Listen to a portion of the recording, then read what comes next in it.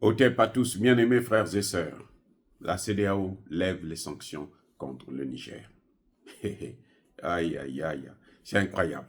La CEDEAO décide de lever les sanctions dans l'espoir que le Niger, le Burkina et le Mali vont revenir encore à son sein. Mais c'est pas possible. Vous avez déjà vu un enfant qui a tété pendant 1 an, 2 ans. Après, dès qu'il lâche là, les seins, là, il a 3 ans, il revient encore pour prendre les seins, et c'est que l'enfant là est malade. C'est que l'enfant a un problème, il faut l'amener chez un psychiatre. L'enfant, il tète là, parce qu'il ne sait pas marcher, parce qu'il a des difficultés, parce qu'il ne comprend pas, parce qu'il dépend complètement de vous.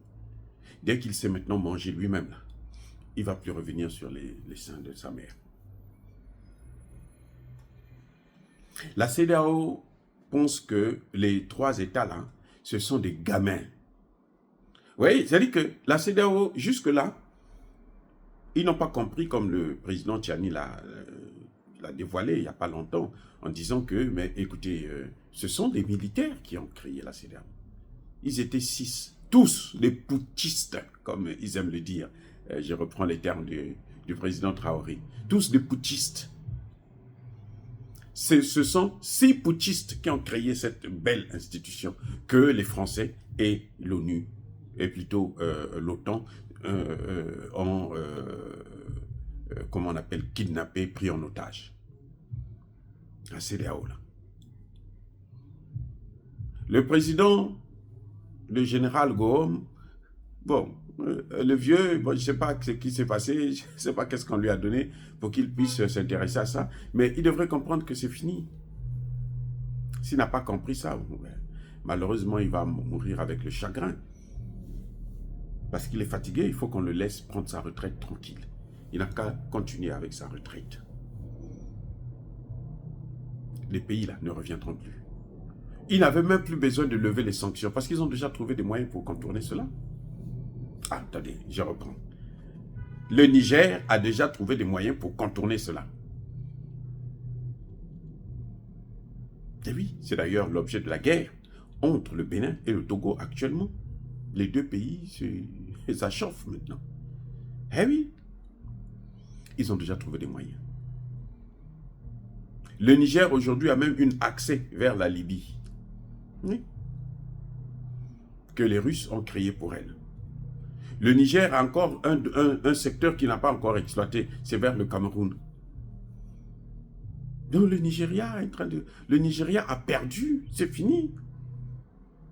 La CEDEAO n'avait qu'à penser avant, quand Emmanuel Macron a acheté la CEDEAO. Même pas, il a pris gratuitement la CEDEAO et demande une rançon. C'est-à-dire que les pays de l'AES puissent se mettre à genoux devant lui. Ce qu'ils ne feront pas.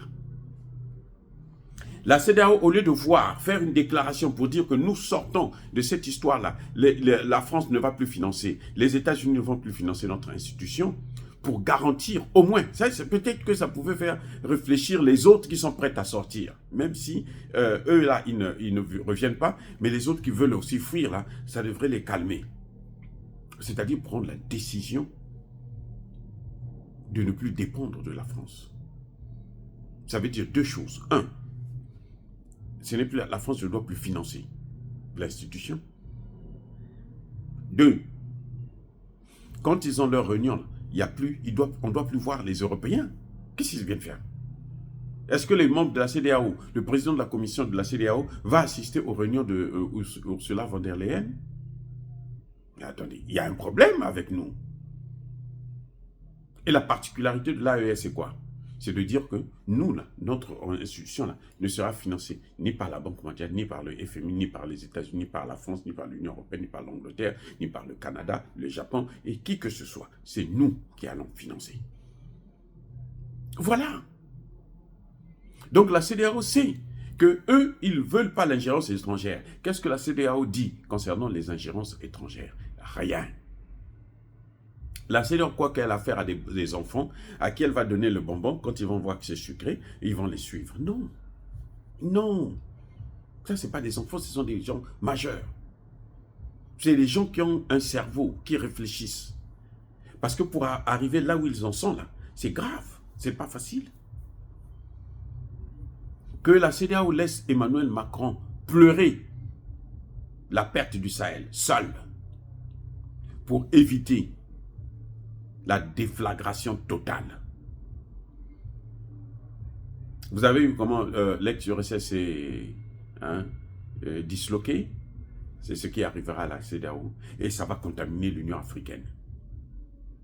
Donc la CEDEAO, pour arrêter ça là, pour arrêter cette hémorragie, pour stopper, pour qu'au moins le reste des pays sont nombreux, le reste des pays là pourront se dire, bon, nous on va continuer à rester là. Il faut qu'elle prenne des décisions sur ses relations avec la France, sur ses relations avec les États-Unis, sur son comportement d'abord, sur son financement, son fonctionnement, sur le respect des textes. Elle devrait reconnaître que les sanctions qu'elle avait prises n'étaient pas des bonnes. Depuis quand, dans quel texte de la CEDEAO on a prévu des sanctions comme ils ont pris pour le Mali et pour le Niger? Depuis quand, dans quelle partie, quel est ce texte-là? On demande ça tous les jours. Dites-nous, ils disent que ce sont les textes. Dites-nous quel est le texte qui dit que nous devrons prendre des sanctions, intervenir militairement dans un pays, alors que c'est même interdit par la charte de l'ONU. La CEDEAO n'est pas au-dessus de l'ONU pour violer la charte de l'Organisation des Nations Unies. Voilà ce qui se passe exactement. Ce n'est pas en levant des sanctions que ça va ramener des pays. Non, c'est fini.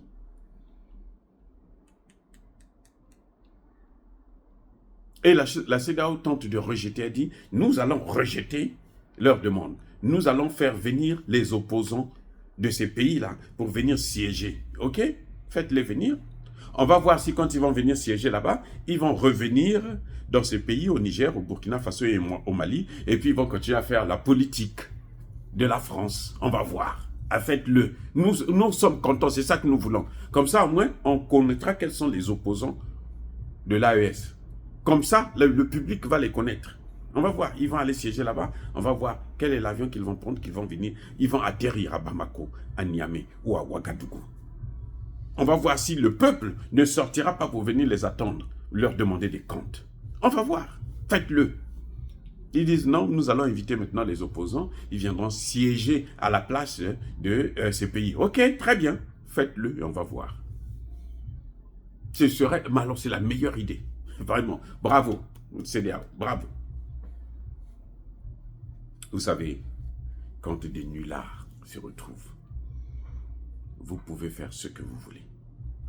Ils n'auront jamais la possibilité de se transformer. Le chien n'a pas deux façons de s'asseoir. Et quelle que soit la durée d'un morceau de bois dans l'eau, il ne peut pas se transformer en crocodile. Ces gens-là, qui ont passé tout leur temps à vivre comme des larbins, eh bien, resteront des larbins à vie. Encore une fois, bien-aimés frères et sœurs, je persiste et je signe. Soyez bénis, abondamment bénis, par le Dieu de Kémite et par nos ancêtres angélisés. Je n'aurais même pas besoin, je n'avais même pas besoin de faire cette vidéo pour vous dire que la CEDEAO a levé les sanctions, parce qu'on s'en fout éperdument de ça. Ils devraient garder leurs sanctions, ils n'ont qu'à les multiplier même par 1000. De toutes les façons, ce sont ces sanctions-là qui ont créé l'AES. Oh, c'est beau. Ce sont ces sanctions-là. La Russie a sur son dos 18 000 sanctions.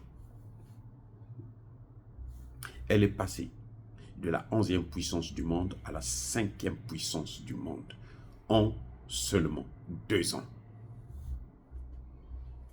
Encore, je dis bien moins de 2 ans. En 1 an et demi, la Russie est passée de la 11e puissance du monde à la 5e puissance mondiale.